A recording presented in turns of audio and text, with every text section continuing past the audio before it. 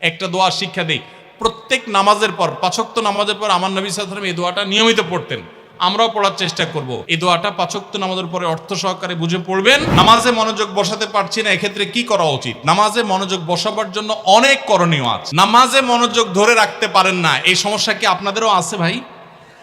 আছে? নামাজে মনোযোগ ধরে রাখতে পারেন না? আজকে আমি আপনাদেরকে নামাজে মনোযোগ ধরে রাখার জন্য কয়েকটা টিপস, কয়েকটা পরামর্শ দিয়ে যেতে চাই, এবং আমি নিজে এগুলোর উপরে আমল করে আলহামদুলিল্লাহ ফল পেয়েছি, পরীক্ষিত। এরকম আমলগুলোর মধ্যে ১ নম্বর হলো, ভালো করে শুনেন, ১ নম্বর হলো চোখের হেফাজত করবেন। চোখের, মোবাইলে বা বিভিন্নভাবে চোখ দিয়ে হারাম জিনিস দেখেন, মেয়েদের ছবি দেখেন, ফিল্ম দেখেন, নাটক দেখেন, বিভিন্ন হারাম জিনিস দেখেন, এটা আপনি বন্ধ করেন।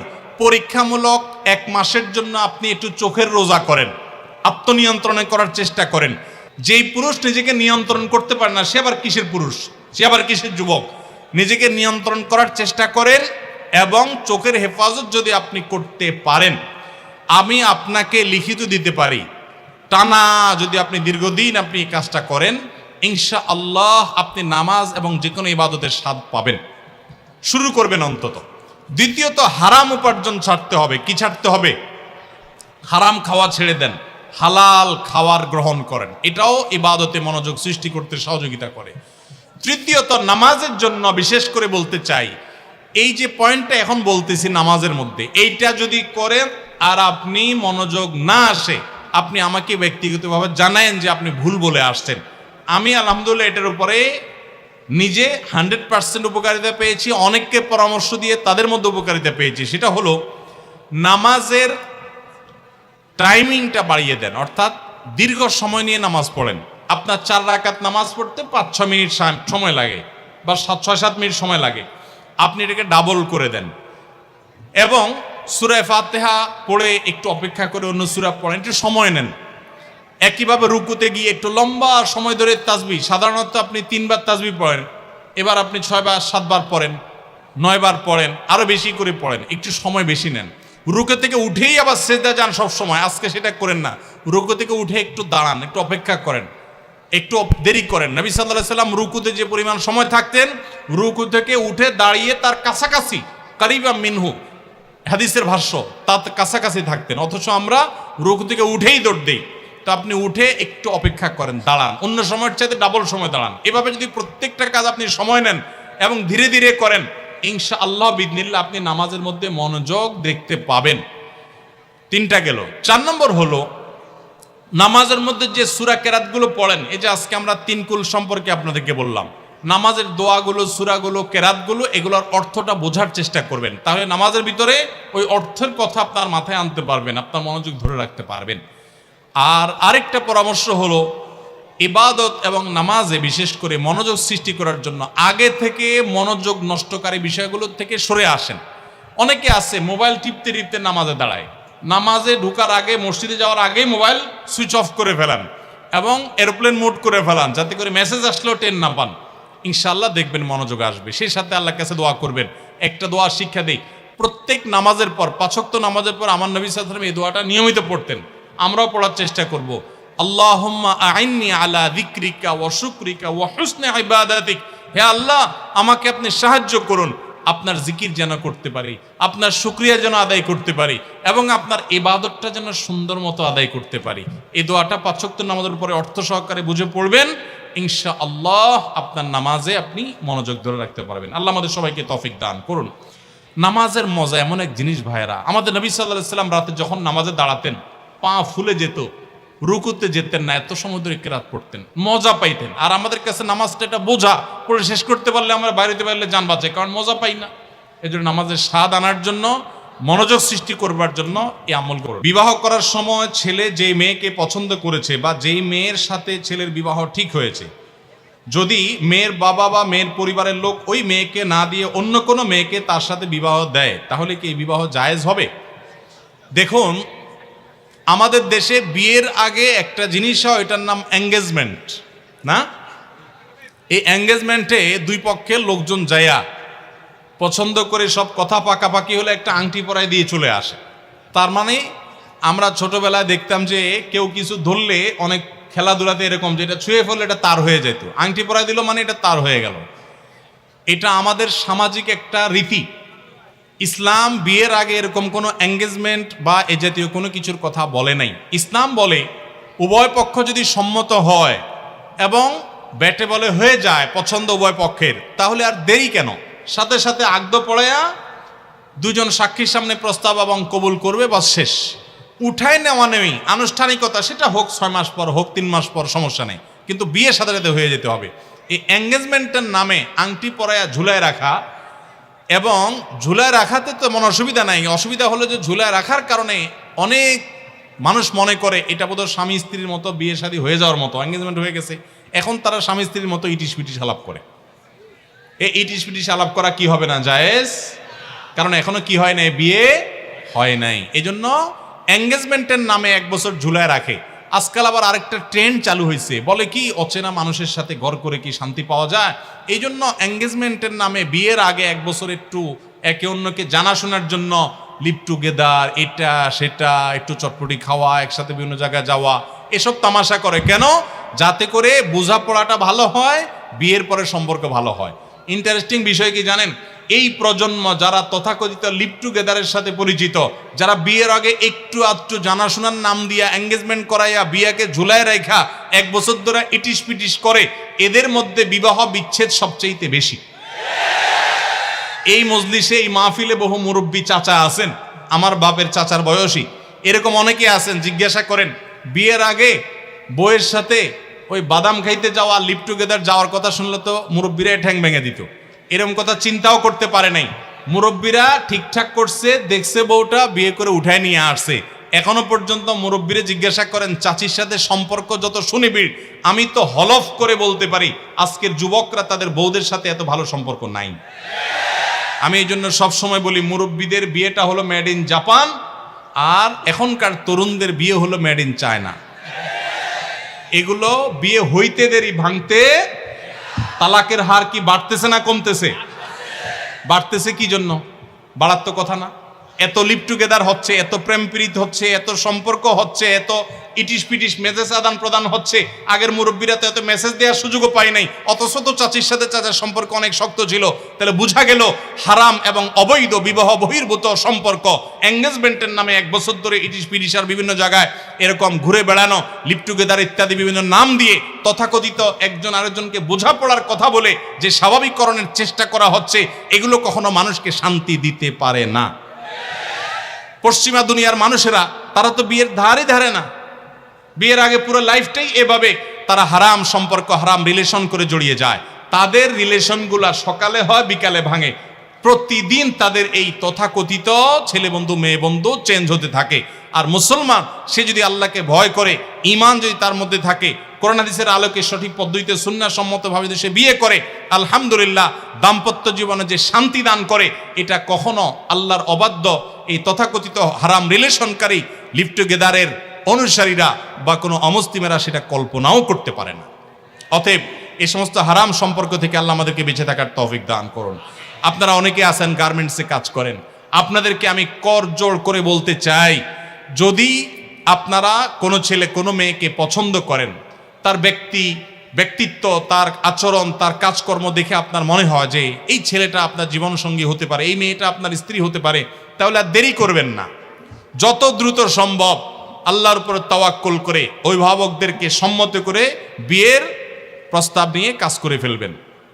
আর যদি ঝুলায় রাখেন, বলেন যে না আগে একটু বোঝাপড়া করি, দেখবেন বিশেষ করে বোনদেরকে আমি বলতে চাই, অনেক বদের হাড্ডি পোলাপান আছে, এগুলো আপনাকে বিয়ের আগে বলবে একটু বোঝাপড়া দরকার আছে, আমরা একটু 1 বছর কাটাই, এ কিন্তু পরে ভাগা দিবে। এটা কিন্তু বাটপার। এটা প্রেমের নাম দিয়ে আপনার ছলছুতরা করে আপনার সব ধ্বংস করবে। এরপর আপনি সংবাদ সম্মেলন করবেন, এরপর আপনি থানায় যাবেন, আর কাজ হবে না। অতএব ভাইরা আমার, বিবাহ বহির্ভূত সম্পর্ককে আল্লাহ তাআলা হারাম করেছেন। আমি আবার বলছি, গোটা পৃথিবীর 1 ইঞ্চি জায়গা আপনি আমাকে দেখাতে পারবেন না। আমার বহু দেশ দেখার সুযোগ হয়েছে আলহামদুলিল্লাহ। গোটা পৃথিবীর 1 ইঞ্চি জায়গা দেখাতে পারবেন না যেখানে শরিয়া সম্মত বিবাহকে অ্যাপ্রিসিয়েট করা হয় না। বিবাহ বহির্ভূত তথাকথিত গার্লফ্রেন্ড বয়ফ্রেন্ড কালচারকে যারা সমর্থন করে, তাদের সমাজে দাম্পত্য জীবনের সুখ কখনো মুসলমানদের ধারে কাছেও নেই। মুসলমান তো মুসলমান, এমনকি আমার হিন্দু ভাই বোনরা যারা আছেন, হিন্দু মানুষরা যারা আছেন আমাদের এই অঞ্চলে, তারাও তাদের ধর্মীয় কারণে বিবাহ বহির্ভূত সম্পর্ক সাধারণত তাদের ধর্ম তাদেরকে করতে বলে না। তাদের মধ্যে বৈবাহিক সম্পর্কের কারণে যে সম্প্রীতি আছে, এটা বিবাহ বহির্ভূত সম্পর্ককারীরা কখনো করতে পারে। এজন্য আমি সবসময় বলি, এই তথাকথিত প্রেম টেম যেগুলো আপনারা নাম দিছেন, এগুলো মেয়েদের অনেকের, সবার কথা বলছি না, কিছু মেয়েদের চটপটি ফুচকার চাইনিজ খাওয়ার ধান্দা, আর কিছু ছেলেদের বদমাইশির ধান্দা। নাম দিছেন আপনি প্রেম। আরে ভাই, আসল প্রেম বা ভালোবাসা তো সেটা হবে যেটা বিবাহের মাধ্যমে হবে। বিবাহের সম্পর্ক আর বিবাহ ছাড়া সম্পর্ক পার্থক্য জানেন? আসমান আর জমিনের পার্থক্য। আমি এক লাইনে বুঝাই দেই। বিবাহ ছাড়া সম্পর্কে কোনো সামাজিক কমিটমেন্ট থাকে না। থাকে? বিবাহের মধ্যে কাবিননামা হয়, সাক্ষী থাকে, উভয় পক্ষ থাকে, ময়মুরব্বী থাকে, সমাজের লোকরা থাকে, সামাজিক কমিটমেন্ট থাকে। এজন্য প্রেমের নামে সকালে প্রেম করে বিকালে ছুড়ে দেওয়া, 2 বছর ঘুরাইয়া বিয়ের কথা বলে এরপরে পালায়ে চলে যাওয়া, ছেড়ে আরেকজনের বিয়ে করা, এগুলো সকাল বিকাল হয়। কিন্তু বিবাহ করার পর স্ত্রীর প্রতি জুলুম নির্যাতনের ঘটনা কিছু ঘটলেও সকাল বিকাল অহরহ এরকম প্রতারণা অন্তত হয় না। অতএব বিবাহ বহির্ভূত সম্পর্ককে আমরা না করব। পছন্দ হয়ে গেছে বিয়ে করে ফেলবো, বিবাহের আগে কোনো সম্পর্ক আমরা রাখবো না। এটা হলো প্রথম কথা। ভাই যিনি প্রশ্ন করেছেন তিনি জানতে চেয়েছেন যে ছেলে মেয়েকে, মেয়ে ছেলেকে পছন্দ করেছেন, বাবা মা দিতে চায় না। আপনি পছন্দ করেছেন, অভিভাবক রাজি না, তাহলে সেক্ষেত্রে আপনি অভিভাবকের সিদ্ধান্তকে প্রায়োরিটি দিয়ে হয় এখান থেকে সরে যাবেন। আর যদি আপনি অভিভাবক শরঈ কারণে না করে, দুনিয়াবি কারণে না করে, দিনদারি না বুঝে আপনি ছেলে মেয়ে দিনদারিতার কারণে অন্যকে পছন্দ করে থাকেন, তাহলে আপনি বিয়ে করে ফেলবেন। কোনো অজুহাতে সেটা থেকে সরে যাবেন না। তবে হ্যাঁ, বাবা মার সে অধিকার আছে, সন্তান যদি কোনো জায়গাকে চয়েস করে, যৌক্তিক কারণ দেখে বাবা মা, দুনিয়াবি কারণ ছাড়া যদি বাবা মা সেখানে আপত্তি তুলতে চায়, সে সুযোগ তাদের আছে। শুনেছি মোহর দেওয়া ব্যতীত মেয়েকে স্পর্শ করা হারাম। তাহলে যদি মেয়ের বাবা বা মেয়ের পরিবারের লোক এই পরিমাণ মোহর ধার্য করে যে ছেলের পক্ষে দেওয়া সম্ভব নয়, তাহলে এই অবস্থা ছেলের করণীয় কি? হ্যাঁ, বুঝছি আমি, প্রশ্ন কমন পায়ে পড়ে গেছে, এই তো। আচ্ছা শুনেন, যারা ঠিক করছে এই সব হয় আবিয়াত্তা পুরুষ, আর না হলে বিয়ে করে বেচারা ফাইসা গেছে। শুনেন, ভালো করে শুনেন। প্রথম কথা হলো যে মোহর দেওয়া ছাড়া স্ত্রীকে স্পর্শ করা হারাম, এ কথা ভুল। প্রশ্নে যিনি লিখেছেন এটা সঠিক কোনো কথা না। মোহর ধার্য করলে সেটা দিতে হবে বাধ্য। আল্লাহ বলেছেন ওয়াতুন নিসা সাদুকাতিহিন্না নিহলা, তোমরা তোমাদের স্ত্রীদের মোহর পরিশোধ করে দাও, এটা তাদের প্রাপ্য অধিকার, এটা দিয়ে দিতে হবে, এটা ক্লিয়ার। তবে সে দেওয়াটা আপনি নগদও দিতে পারেন, পরেও দিতে পারেন। তবে মেয়েরা একটা মাসালা জানে না। যদি মেয়েরা মাসালা জানতো, বাসর ঘরে ঝুলে ফেলতো আপনাদেরকে। মাসালাটা হলো, যদি কোনো মেয়ে দাবি করে যে মোহর যা ধার্য হয়েছে, আপনি আমার স্বামী, সবই ঠিক আছে, আগে মোহর ফেলেন তারপরে সামনে আগান, এটা যদি কোনো মেয়ে বলতে চায়, ইসলাম তাকে সম্পূর্ণ সেই অধিকার দিয়েছে। কিন্তু আমাদের সমাজে মেয়েরা মাসআলা আমার কাছে শোনার পরও বলবে না। এটা কেন বলবে না? কারণ আমাদের সমাজে পুরুষগুলো এমন রাক্ষসের মতো এবং এমন জালিম, এমন অত্যাচারী, বেশিরভাগ, সবার কথা বলছি না, যে এই কথা যদি মেয়ে বলে বাসর রাতে, ঠিক আছে স্বামী, সবই ঠিক আছে, আপনার সাথে আমার বিয়ে হয়েছে, সব ঠিক আছে, মোহর ধার্য হয়েছে, এটা আমার প্রাপ্য, আল্লাহ কোরআনে বলছেন, অতএব এটা দিয়ে দেন। ছেলে বাসর তুইয়া পালায়া দৌড় দিবে, বলবে এই মেয়ে বাসর রাতে এখনই অবস্থা করতেছে, আল্লাহ জানে আমারে কোথায় ঝুলায়। ঠিক না ঠিক? অথচ এটা ঠিক না। সব কথাই তো ঠিক বলেন। এ ওয়াজ মাহফিলের একটা সমস্যা হলো, ঠিক হলেও ঠিক না ঠিক, এটাও ঠিক।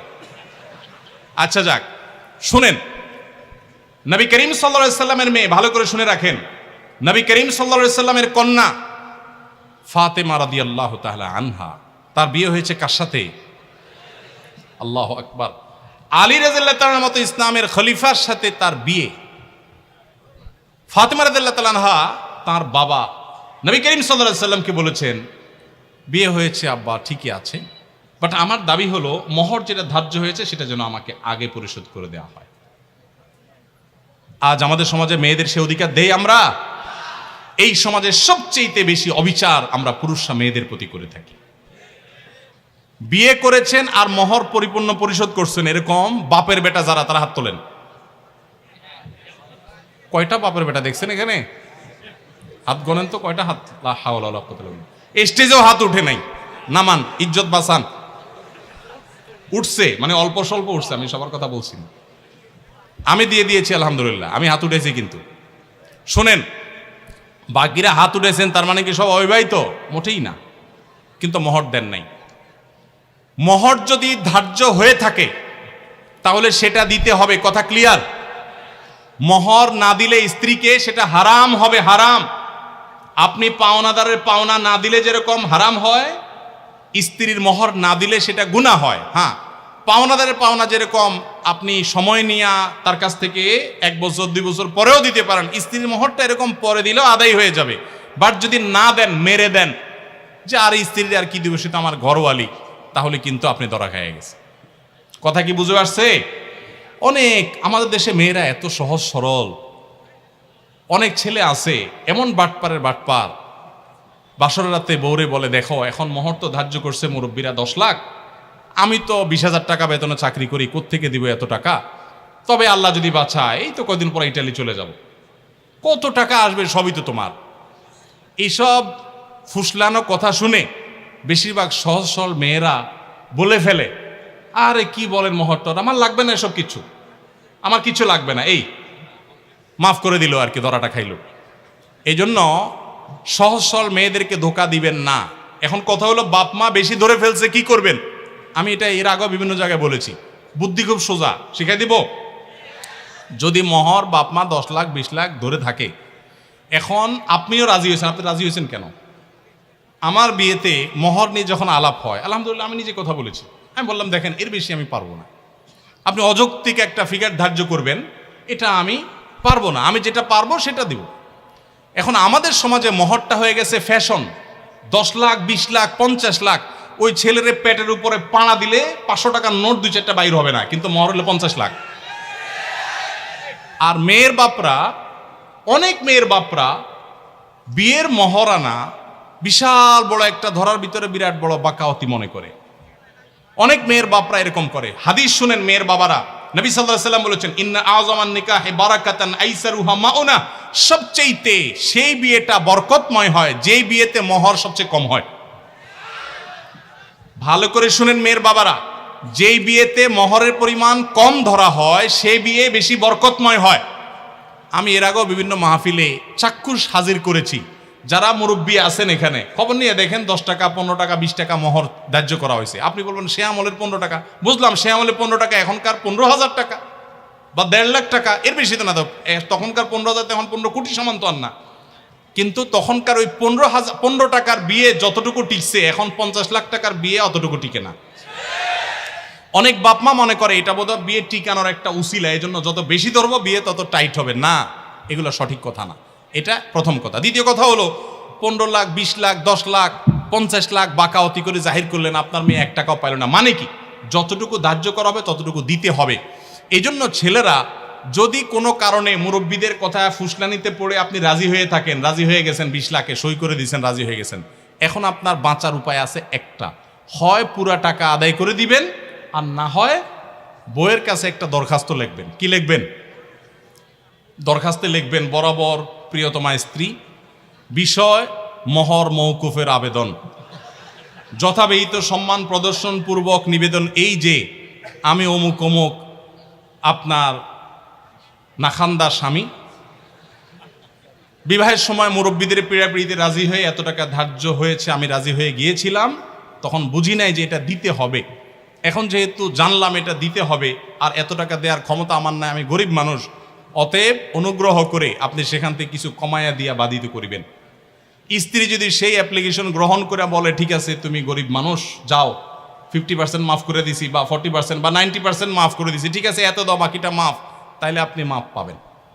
আর যদি স্ত্রী মাফ না করে তাহলে বলবেন ঠিক আছে আমি আপনার থালা বাসন কোসন ইত্যাদি ধুয়ে দিব, এটার বাবদ আপনি কিছু মাফ করে দেন।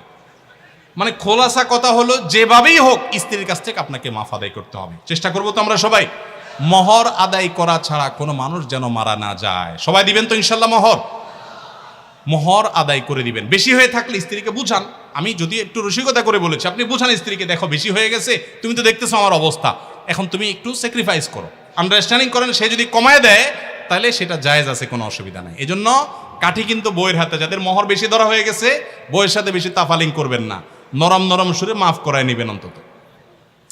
আমি এবং আমার ভাই মাঝে মধ্যে শুধু ফুচকা, ছোলা বুট বা চটপটি খেয়ে থাকি। এখন এগুলো খাওয়া কি ইসলাম নিরুৎসাহিত করে? এবং এগুলো খাওয়ার আগে বিসমিল্লাহ বলে খেলে কি ইবাদত হবে? যে কোনো খাবারের শুরুতে বিসমিল্লাহ বলবেন, কিন্তু ফুচকা, চটপটি বা যেটাই খান দেখবেন এটা স্বাস্থ্যসম্মত কিনা। আপনি রুগী, আপনার সমস্যা হয় পেটে, আপনি এগুলা খান আর গ্যাস্ট্রিকের ওষুধ খান, এটা আমাদের বেশিরভাগ লোকের অভ্যাস, তাই না? একদিক দিয়ে এগুলা খাবে, চানাচুর ফুচকা খাবে, চটপটি খাবে, আবার খায় কি খাবে? গ্যাস্ট্রিকের ওষুধ খাবে। আমরা স্বাস্থ্য অসচেতন মুসলমানরা। আমার অবাক লাগে যখন জাপান, কোরিয়া এবং পৃথিবীর বিভিন্ন দেশে মানুষদেরকে দেখি, তারা স্লিম, তারা সুন্দর, চিকন।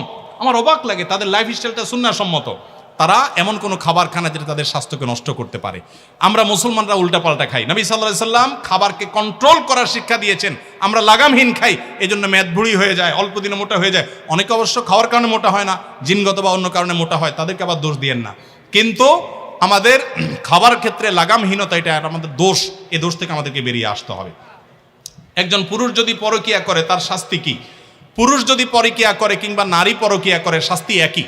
মনে রাখবেন, আল্লাহর জমিনে সবচেয়ে ভয়াবহ অপরাধ, যেই অপরাধের শাস্তি সবচেয়ে জঘন্য, সেটা হলো এই পরকীয়া। অর্থাৎ বিবাহিত পুরুষ এবং নারী যদি হারাম সম্পর্কে লিপ্ত হয়, তাদের শাস্তি সবচেয়ে ভয়াবহ। কেন শাস্তি ভয়াবহ জানেন? এক সময় আমি গত কিছুদিন আগে বাংলাদেশি এক ভাইকে থাইল্যান্ডে দেখা হয়েছে, অনেক বয়স। ওনাকে জিজ্ঞেস করলাম বাচ্চা কাচ্চা কয়জন? বললো যে 2 জন। তো বললাম এত কম বাচ্চা কাচ্চা, কোনো বিধিনিষেধ আছে নাকি? বলে না ভাই, এক সময় আমাদের এই দেশে, থাইল্যান্ডের কথা আমি বলছেন, যে সন্তান বেশি নিলে সরকার পারমিট করতো না, 2টা বেশি পারমিশন দিত না। আর এখন সরকার উল্টা, বরং সন্তান বেশি নিলে আরো ভাতা দেয়। একই সমস্যা চায়নাতে। চাইনিজরা বিয়েকে, মানে সন্তান গ্রহণ করার ক্ষেত্রে অনেক কড়াকড়ি করেছে।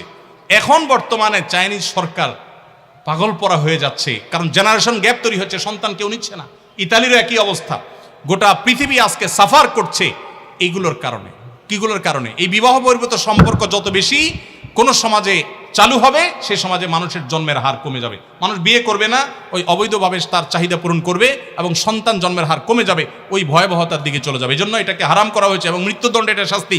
কোন স্বামী কোন স্ত্রী যদি পরকীয়া লিপ্ত হয়, আল্লাহর জমিনে সে সবচেয়ে বড় অপরাধী। শিরকের পর যে বড় অপরাধগুলো, তার মধ্য থেকে একটা। অতএব এখান থেকে বেরিয়ে আসতে হবে আল্লাহর ভয়ে, এবং তাদেরকে নসিহা করতে হবে। নবী সাল্লাল্লাহু আলাইহি সাল্লাম পরকীয়ায় যারা আসক্ত, বা অন্যের, মানে একজন পুরুষ হয়ে নারীর প্রতি, নারী হয়ে অন্য পুরুষের প্রতি যারা আসক্ত, তাদেরকে বলেছেন, তোমার স্বামীর কাছে, তোমার স্ত্রীর কাছে যা আছে, অন্য নারী বা অন্য পুরুষের কাছে একই জিনিস আছে, ভিন্ন কিছু নয়। অতএব শয়তান তোমাকে বুঝায় না, তুমি ওখানে গেলে সুখ পাবা, শান্তি পাবা। অতএব এগুলো থেকে আমাদের বেরিয়ে আসতে হবে। এরপরে প্রশ্ন হলো, ফুফাতো বোন, খালাতো বোনকে বিয়ে করা জায়েজ আছে কিনা? ফুফাতো বোন, খালাতো বোন, চাচাতো বোন, মামাতো বোন, এদের সবাইকে বিয়ে করা জায়েজ।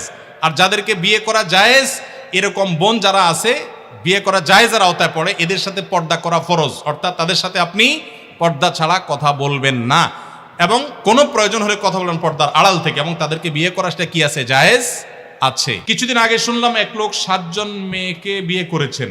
এর বিধান কি? এটা কি ইসলামে জায়েজ? 7টা বিয়ে করা যাবে কিনা? ভাইরা আমার, এই প্রশ্ন যিনি করেছেন উত্তর তিনিও জানেন। আপনারা জানেন না সবাই?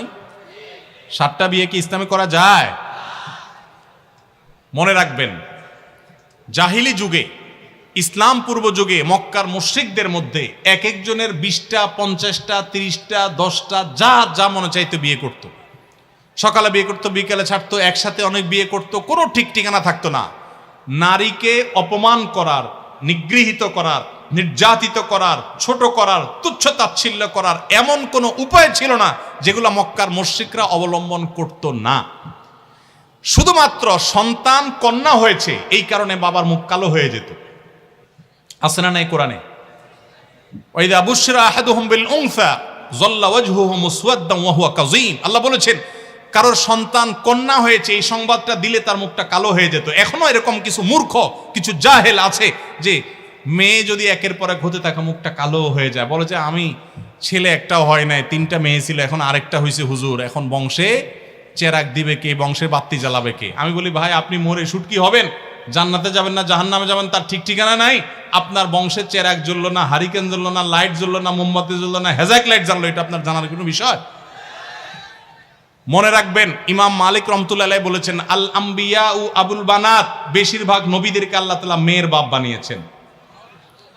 3টা মেয়ে সন্তান যদি কারোর হয়, এমনকি হাদিসে 2টার কথা বলা হয়েছে, যদি কারোর হয় এগুলোকে সঠিকভাবে লালন পালন করে, এদের প্রতি সুবিচার করে, ইনসাফ করে, যোগ্য পাত্রস্থ করে, দিন শিখায়, আল্লাহর সাথে পরিচয় করা, এই ব্যক্তির জান্নাতের গ্যারান্টি নবী সাল্লাল্লাহু আলাইহি সাল্লাম দিয়েছেন।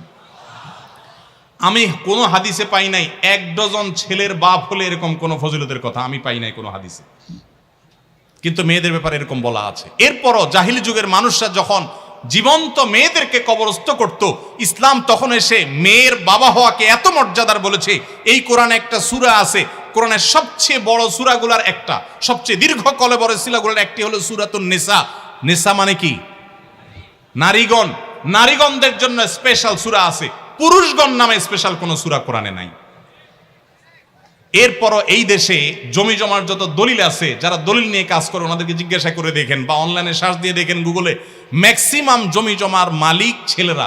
মেয়েদের নামে দলিল আপনি এখন দেখতে পাবেন ম্যাক্সিমাম পরিবারে নাই, কারণ মেয়েদেরকে আমরা বঞ্চিত করি।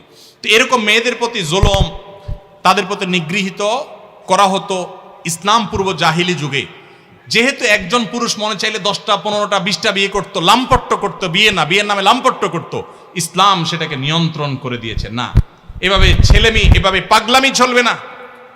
তোমাদের 2টা 3টা বা সর্বোচ্চ 4টা পর্যন্ত বিয়ে করা জায়েজ আছে। একই সময়ে 4 জন স্ত্রী সর্বোচ্চ থাকতে পারে যদি প্রয়োজন হয়, এবং যদি তাদের মধ্যে সমতা বজায় রাখতে পারো বহু যদির পর। আর যদি সেটা না পারো, খবরদার। সমতা করার মতো মানসিক সে শক্তি নেই যে আমি একজনের প্রতি দুর্বল হয়ে আরেকজনের হক নষ্ট করব, আরেকজনের কাছে যাবই না, ভরণ পোষণ দেবই না, একজনকে বেশি দিব, এরকম একদিকে ঝুঁকে পড়তে পারি। আমার যদি সে আশঙ্কা থাকে, তো আল্লাহ বলেছেন ফাওয়াহিদা, তাহলে খবরদার তুমি একটি বিয়ে করবে। অতএব আমাদের সমাজে অনেক সময় শোনা যায় অমুকে এতটা বিয়ে করছে, 4টার বেশি, 7টা 6টা, এগুলো নিয়ে অনেক সময় মিডিয়াকে খুব মাতামাতি করতে দেখা যায়। মিডিয়া একটা বেশি দ্বিতীয়টা বিয়ে করলে সেটাকে খুব বাঁকা চোখে দেখে, খোঁচাখুচি করে। 7টা বিয়ে করছে এটাকে ভাবখানা এমন যে অ্যাপ্রিসিয়েট করতেছে। এই বিয়ে প্রমাণ করছে যে বিয়ে সম্পর্কে এই ব্যক্তি বা যারা এটাকে অ্যাপ্রিসিয়েট করতেছে তারা সম্পূর্ণ মূর্খতার স্বর্গে বাস করছে। তারা কোরআন হাদিস সম্পর্কে ন্যূনতম কোনো ধারণা নাই। 4টির অধিক স্ত্রী যদি কেউ রাখে একসঙ্গে, তাহলে সেই বিয়ে ইসলামী শরীয়তের দৃষ্টিকোণ থেকে বাতিল, সেটা অগ্রহণযোগ্য, সেটা হারাম রিলেশন, সেটা কোনো বিয়ে না, সেটা বিয়ের নামে তামাশা। ইসলামী বিচার ব্যবস্থা থাকলে এই যুবক কঠিন শাস্তির মুখোমুখি হবে। তো আইনেও এই যুবক অপরাধী, কারণ প্রচলিত আইনেও 4টি বেশি বিয়ে করার কোনো রাইট কারোর নাই। বিধায় আমরা অনেকে এগুলোকে খুব মজা লই, জমুকে 7টা বিয়ে করছি, খুব রসিকতা করি। এই অপরাধ কর্ম নিয়ে রসিকতা করা, বিশেষ করে সেটাকে স্বাভাবিকরণ করার চেষ্টা করা, এটাও এক ধরনের অপরাধ। বিশেষ করে যখন স্বাভাবিকরণের চেষ্টা আমরা করি, আমাদেরকে অন্যায়কে অন্যায় জেনে সেটাকে ঘৃণা করতে হবে, ঘৃণা প্রকাশ করতে হবে। এটা নিয়ে হাসাহাসি করে, এটাকে তাচ্ছিল্য মানে রসিকতা করে এটাকে স্বাভাবিক করার চেষ্টা করা যাবে না। আমার ভাগ্নির বয়স 12 বছর। তার কি এখন পর্দা করা ফরজ, এবং সর্বনিম্ন কত বছর বয়সের ছেলের সাথে দেখা দেওয়া জায়েজ আছে? অনুগ্রহ করে জানবেন। আপনার ভাগ্নির বয়স যদি 12 বছর হয়ে থাকে, দেখতে হবে সে প্রাপ্তবয়স্ক হয়েছে কিনা। মেয়েদের প্রাপ্তবয়স্ক মিন শুরু হলে শুরু হয়, তাহলে সেক্ষেত্রে প্রাপ্তবয়স্ক হতে পারে 12 বছর বা তার আগেও। যদি সেটা না হয়, তাহলে সেক্ষেত্রে মাসিকের যে আলামত আছে সেগুলো যদি প্রকাশ না পায়, ছেলেদের আপনার স্বপ্নদোষ হওয়া বা আরও যে সমস্ত গোপ দাড়ি উঠা, এগুলো যদি দেখা না যায়, তাহলে সেক্ষেত্রে যদি 12 বছরের মেয়ে প্রাপ্তবয়স্ক মেয়েদের মতো গ্রোথ হয়ে যায়, নজরে পড়ার মতো হয়, তাহলে তাদের তখন থেকে পর্দা করা উচিত। দেখেন ইসলাম মেয়েদেরকে পর্দা করতে কেন বলেছে বলেন তো? আমাদের সমাজের অনেক ভাইরা এখনো মনে করে ইসলাম মেয়েদেরকে বলছে বোরকা পরে চলতে, পর্দা করে বলতে, কই পুরুষদেরকে তো এত কষ্ট করতে বলে নাই, তাহলে ইসলাম মেয়েদের প্রতি জুলুম করছে। মায়ের চেয়ে মাসির দরদ বেশি দেখান না? ইসলাম মেয়েদেরকে আপনাদের মতো লোভী পুরুষদের কুদৃষ্টি থেকে, বাজে নজর থেকে বাঁচাবার জন্য পর্দা করতে বলেছে। এই পর্দা নারীর প্রগতির পথে অন্তরায় নয়। গত কয়েক বছর আগে সারা দেশের মেডিকেল ভর্তি পরীক্ষায় প্রথম স্থান অধিকার কারিনী এক বোন আমার আগা গোড়া পর্দা করে পরীক্ষা দিয়ে গোটা দেশের ছেলে মেয়ে সবাইকে পিছনে ফেলে 1 নম্বর হয়েছে। তাহলে পর্দা কি মানুষের উন্নতির পথে অন্তরায় হয়? আমার অবাক লাগে পৃথিবীর সে সমস্ত মানুষদেরকে দেখলে, যে সমস্ত মানুষগুলোকে দেখি যে তারা নারীদেরকে স্বাধীনতার নাম দিয়ে নারীদেরকে হাফ প্যান্ট পরায় দিচ্ছে। এসির মধ্যে কোনো হল রুমে ঠান্ডা, পুরুষগুলা সবগুলা একেবারে ফুল প্যান্ট পরে, আপনার জ্যাকেট ট্যাকেট পরে সে নিজেকে সেভ করে ফেলছে। আর ওই বেচারি মেয়েকে বুঝাইছে তোমার আধুনিকতা হলো তুমি হাফ প্যান্ট পরো, উপর দিকেও শর্ট নিচের দিকেও শর্ট থাকো। আমার কথা হলো এই শীত বেচারিদের আছে না নাই? না শুধু পুরুষদের শীত আছে? তো শীতের ঠান্ডা খাওয়াইতেছেন তারা আধুনিকতার নাম দিয়া। আমি এর আগে বিভিন্ন বলছি, মিডিল ইস্টে অনেক পুরুষ আছে নামাজ কালাম ঠিক মতো পড়ে না, বিড়ি সিগারেট খায়, অনেক উল্টাপাল্টা করে, অনেক হারাম কাজ করে, কিন্তু বউরে পর্দা ঠিক মতো রাখে। কেন জানেন? কারণ কি জানেন? নামাজের গুরুত্ব যে বুঝলো না সে বউর পর্দার গুরুত্ব এত বেশি বুঝলো কিভাবে? কারণ হলো সে জানে একজন নারীকে খোলামেলাভাবে যদি বাহিরে পাঠানো হবে, পুরুষদের মধ্যে তিনি যদি আসা যাওয়া করেন, বেশিরভাগ পুরুষরাই তাকে নিয়ে মনে মনে কি চিন্তা করে? কি চিন্তা করে? খারাপ চিন্তা করে। আপনাদের মনে এরকম কোনো খারাপ কিছু চোখে পড়লে মনে খারাপ চিন্তা আসে? আসে না? আসে। তাহলে তো আপনারা স্বীকার করছেন। তাহলে আপনি যদি আরেকজনের মেয়েকে খোলামেলা বা একটু অশ্লীল পোশাকে দেখার পর আপনার মনে বাজে চিন্তা আসে, এবার আপনার বোন, আপনার স্ত্রী, আপনার মা যখন বাহিরে যাবে তাকে যদি খোলামেলা পোশাকে আপনি যেতে দেন, তাহলে অন্য সব পুরুষরা কি চিন্তা করবে? আপনি নিজে কি চিন্তা করেন? এরকম মেয়েদেরকে দেখে সেটা চিন্তা করেন।